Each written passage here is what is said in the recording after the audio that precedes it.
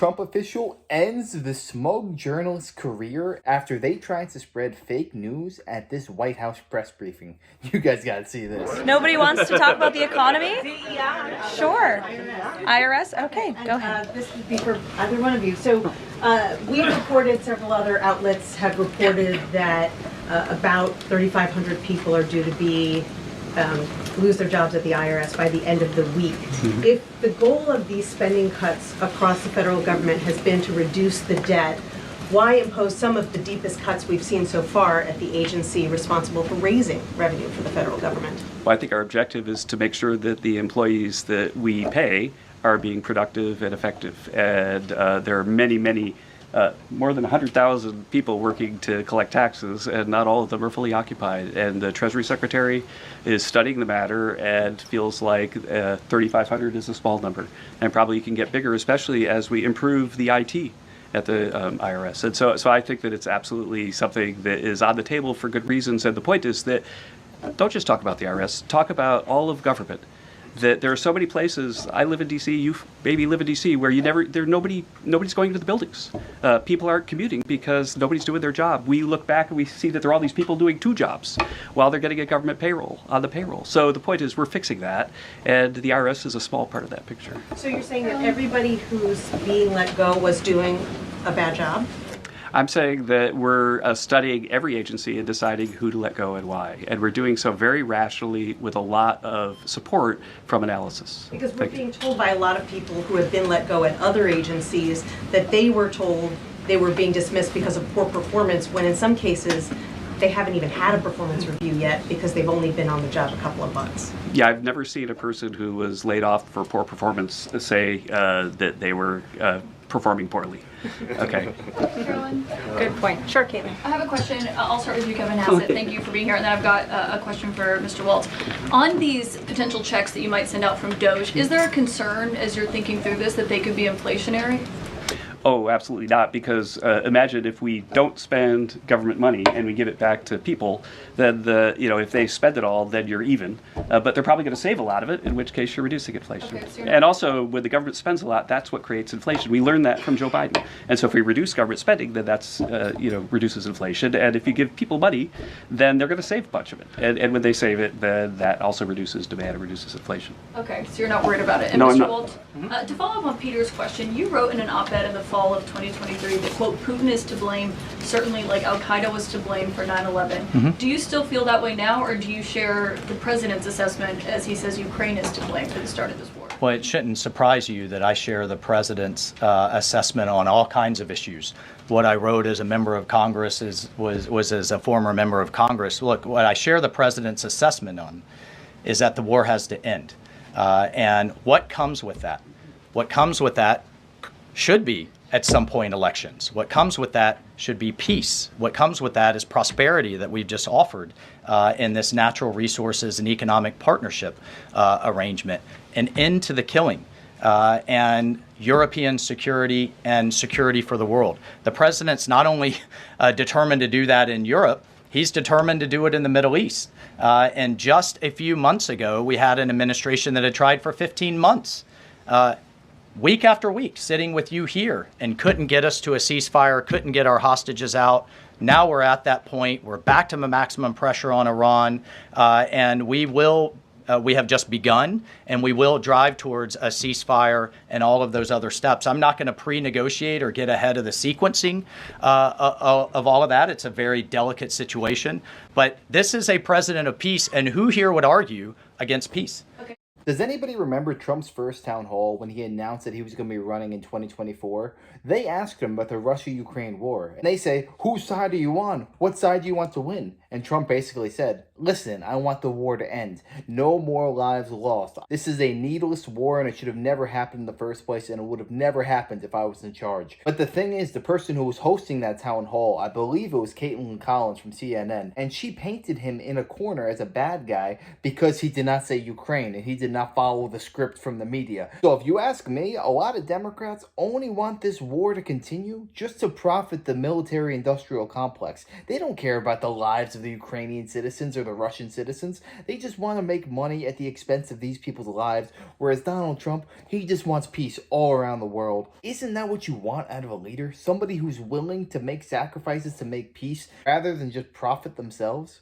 In 2017, go ahead, then Jordan. President Trump. Go Can I ahead, just Jordan. follow up really You quick? just had 2 questions, Caitlin. Meg, Jordan, can I go ahead. I have an important follow-up. Jordan, for go Michael. ahead. So, Go ahead. Mr. Hassett, you were speaking about tariff revenue, and you also addressed a question about the IRS. President Trump has spoken about replacing income tax with tariff revenue, especially with all this waste, fraud, and abuse that we're seeing cut. Is that a possibility? Absolutely. And in fact, if you think about the China tariff revenue that we're estimating is coming in from the 10% that we just added, plus the de minimis thing, that it's between $500 billion and $1 trillion over 10 years is our estimate. And that's something that is outside of the reductions that markets are seeing through the negotiations up on the Hill. And so we expect that the tariff revenue is actually going to make it much easier for Republicans to pass a bill, and that was the president's plan all along.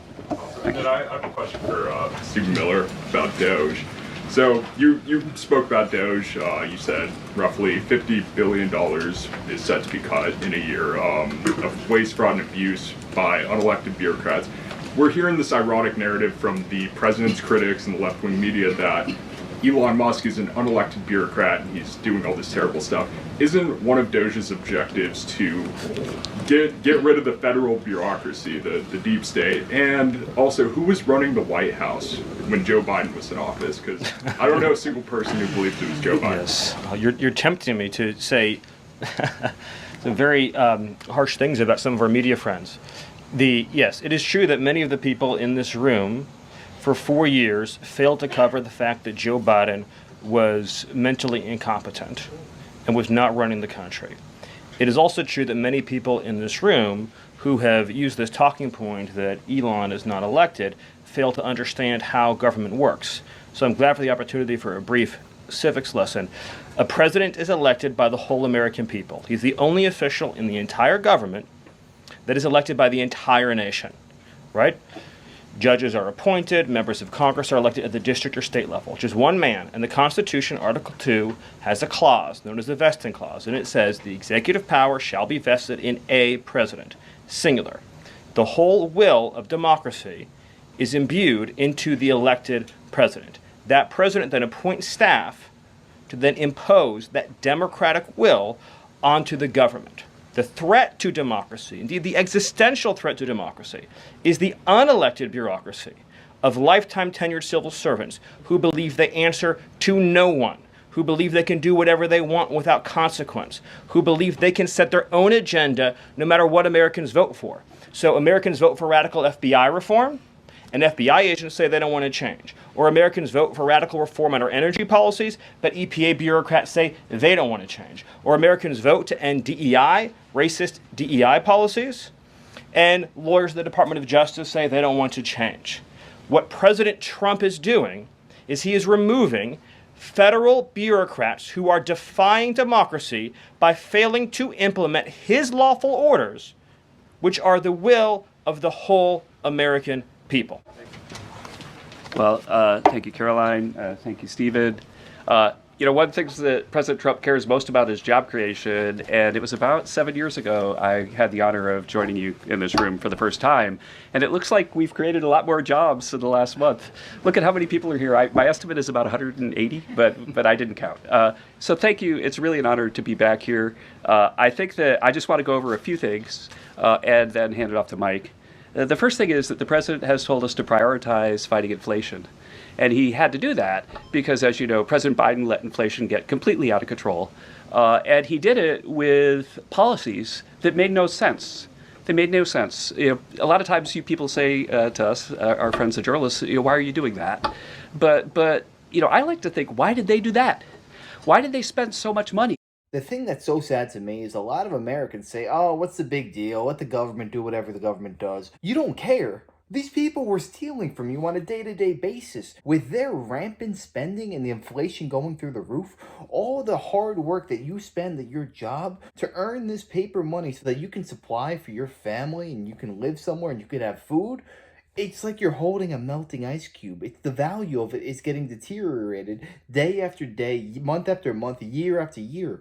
Finally, there's somebody in the White House who knows what they're doing and realizes this is not a sustainable pace. If America was a business in the private sector, they would become insolvent and bankrupt immediately. The Democrats basically had the philosophy the last 4 years as, if it doesn't work, just throw some money at it. It's no big deal. You can't expend money like that and expect the economy to do well. The economy was all artificial and manipulated under Joe Biden, and it was just a bubble that was bound to burst. Thankfully, we have smart people like this man right here who are putting America back on the right track. And then why did the Fed print so much money? So that we had inflation as high as we've ever seen since Jimmy Carter. So why did they do that? So we're addressing inflation. We didn't have to address it in the first term because it was always in the ones, almost always. But we're going to get it back there. And how are we doing it? Well, we're doing it with a plan that President Trump and I and others have talked about in the Oval that involves like every level of fighting inflation. First, the macroeconomic level. We're cutting spending. We're cutting spending in negotiations with people on the Hill. We're cutting spending with the advice of our IT consultant, Elon Musk.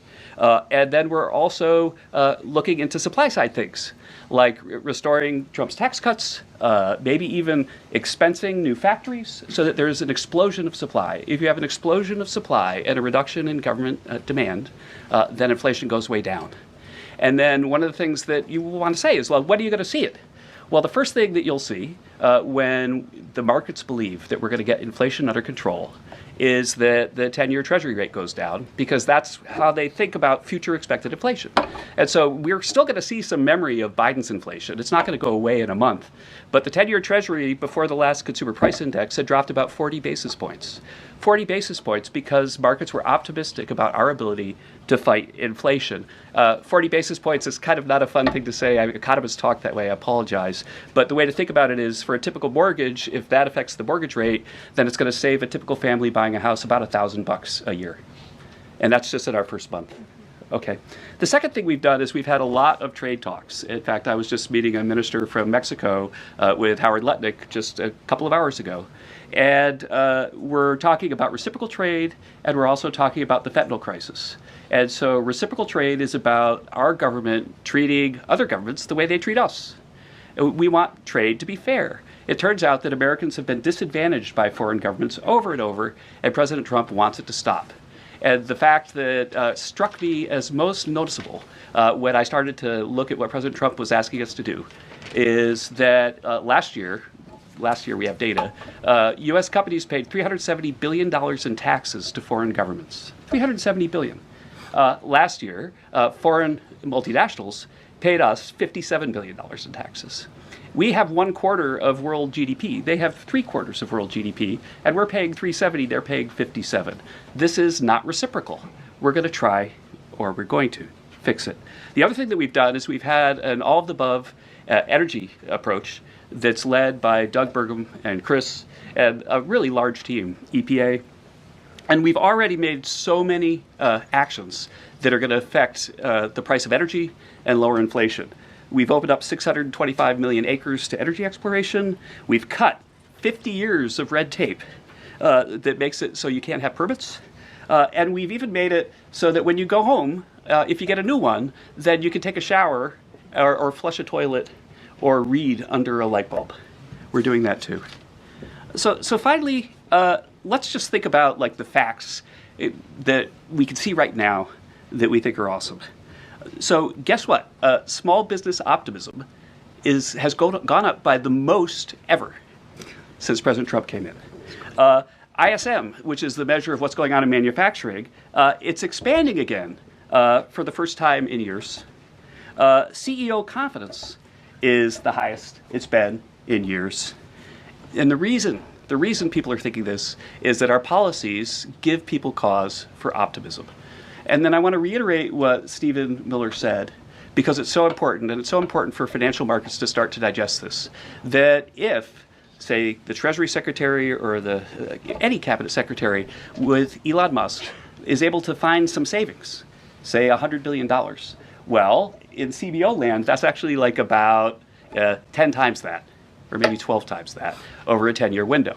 If you want to see a country thrive economically, you cannot let the state be in 100% control of the economy. That's just totalitarianism and communism and Marxism. You don't want any part of that. You want the private sector to be thriving. And what's the best way to do that? Is to remove the red tape, remove the regulations, let businesses have the ability to operate and thrive, incentivize companies, corporations to come to America, to provide more jobs, healthcare, insurance for hardworking Americans. It's time we stop financing China, Venezuela, Japan, all these random countries we're just sending money to buy their products. Donald Trump realizes we need to start building stuff in America, bring back manufacturing. I mean, if you want to see a good representation of this just in the United States of America, look at California. Look how they punished all the businesses within California. All these corporations have basically just been strangled to death. And then look at all the prominent, smart people who decided, you know what, I'm kind of done with California. I'm going to move down to Texas. I'm going to move to Florida